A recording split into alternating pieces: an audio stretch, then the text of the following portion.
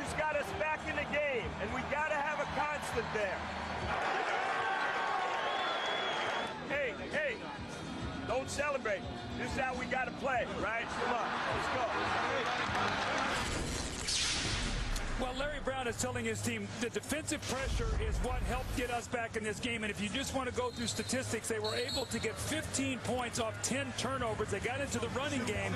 And the big thing, he knows this Laker team is going to come back and be much tougher in the second half, not to celebrate. But, Marv, I was just doing some math here. I don't do math well, but how about Allen Iverson, 100 points in the last 7 quarters. Fourth in 26 of the fourth quarter, 44 in Game 7, 30 tonight. That's 100 points in 7 quarters. Right here, we'll check in with Jim Gray. Jim? All right, thank you, Marv. I just spoke to Kobe Bryant. He said it was a quiet locker room. We need to get back to the basics. He says their pressure in the backcourt has really been bothering us. We must do a better job because they're taking a lot of time off the clock. I asked him about his shooting, 2 for 10. He said nothing is wrong with my shot. They are playing excellent defense. I like the position we're in. This is a challenge for us. We've only been down twice in the playoffs at halftime, and each time we've been successful. We may have gotten a little bit bored. I like the challenge. Let's go down to Lewis Johnson for a report on the Sixers.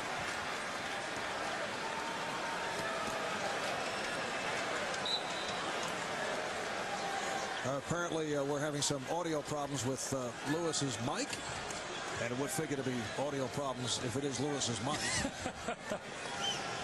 As we get set to get underway in this third quarter, Kobe Bryant, incidentally, with 5 turnovers in the first half. The Lakers turned it over 10 times. The Sixers 7 times. Lakers at 44% from the field. How about Philadelphia? 22 for 44, 50% shooting. Here's Tyrone Hill coming up short. Looked like Horace Grant got a piece of it.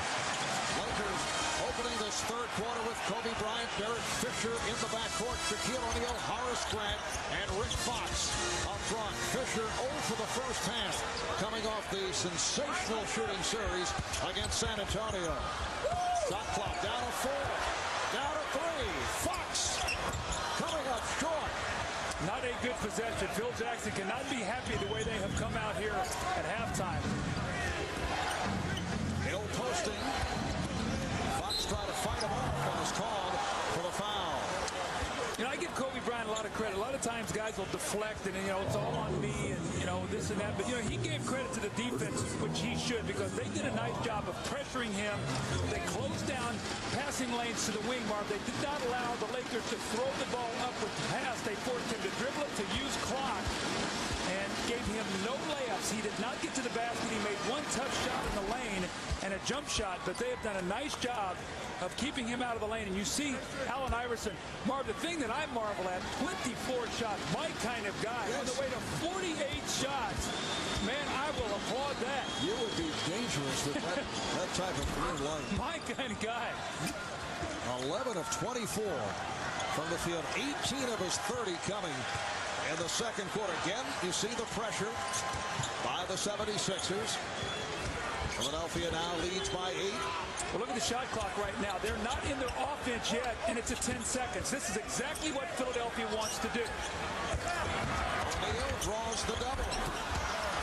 Able to convert on the putback, and the Lakers fortunate there because once again the Sixers were in the midst of a stop.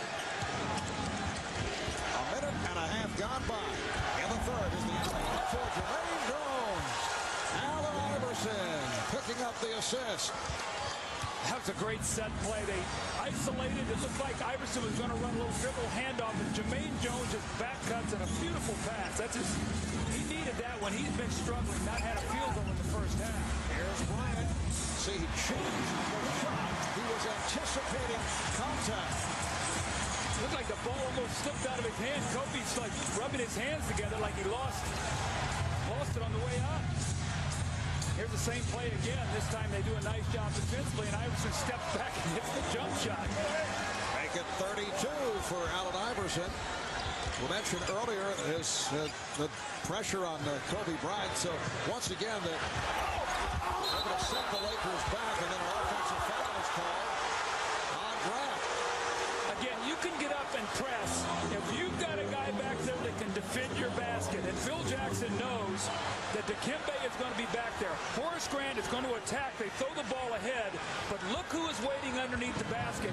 Horace, maybe when he was a rookie, had the kind of lift to get up and finish that shot. Not now, after 15 years in this league. Iverson and McKee in the backcourt. Mutombo, Hill, Jones up front. Iverson from way downtown.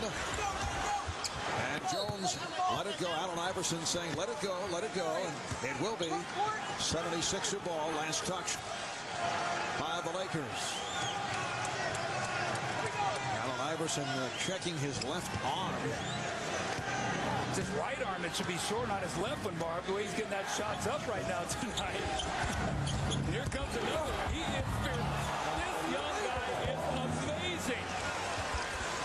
The NBA Finals record for most points and a half, Michael Jordan. He had 35 and a half, so Iverson falling short. Shaquille O'Neal with 20 points.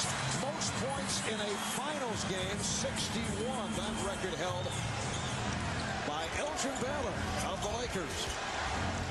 64-56, Philadelphia. Fisher got buried on a screen. And Mutombo is fouled. Fisher went down. He was guarding Iverson. Someone had to come over and help. But here's the lob play. This was a set play for Jermaine Jones going backdoor to try to overplay the pressure. Same play this time. The Sixers stop it. He steps back and hits the jump shot. And you know what? When you hit jump shots, they got to crowd you. Now you use that quickness. So he's got the entire package going. He's got layups off the steals. He's getting to the basket with the little floaters over the big man. He's shooting the jump shot. He's 7 of 7 from the foul line. So he has mixed his game up beautifully. Foul on Shaq. That's his third.